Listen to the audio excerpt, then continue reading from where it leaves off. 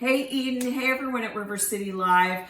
I am so glad to be here today. This is not our normal spring clean segment. We are in a shelter in place order, and I have been getting bombarded with questions on my social media on how to get organized when we're buying in excess. And they're such great questions because we normally do not shop the way we are shopping right now. So today I'm here to give you tips on how to get organized, whether you have a big pantry, a small pantry, or no pantry, just a cabinet.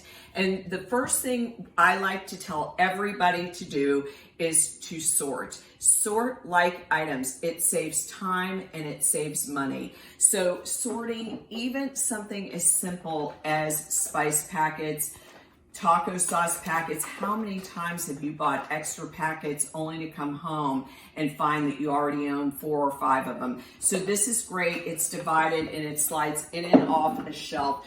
I have talked about Lazy Susans on so many segments, and these are a favorite. I use them everywhere, even in bathrooms. It allows you to see everything you own, which prevents you from buying items you don't need. You'll hear me say that a lot.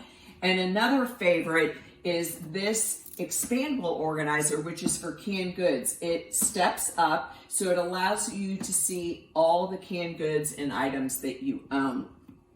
These are a favorite because they have handles, so sorting snacks, pastas, rice, breakfast foods, snacks for the kids' lunches so they can help you pack their lunches. Keeping back stock for all the items. If you're buying 3 or 4 of your favorite items, keep it all together in back stock. And also keeping all your paper products together. It just keeps everything neat and organized and allows you to see what you own to make your grocery list. So when you're going to the grocery store, you are only buying what you absolutely need still. And another area is on the floor of a pantry. A lot of times when I come into a client's home, everything's just thrown on the floor. Right now, this space is really valuable because we're buying a lot of this.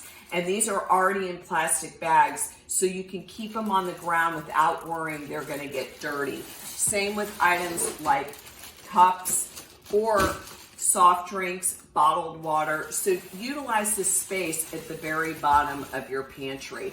I hope you gathered some really great tips, and if you want to learn more about getting organized or learn more about me, go to neatlydesigned.com or on my Instagram @neatlydesigned or on Facebook, Neatly Designed. Thanks, Eden. Miss you.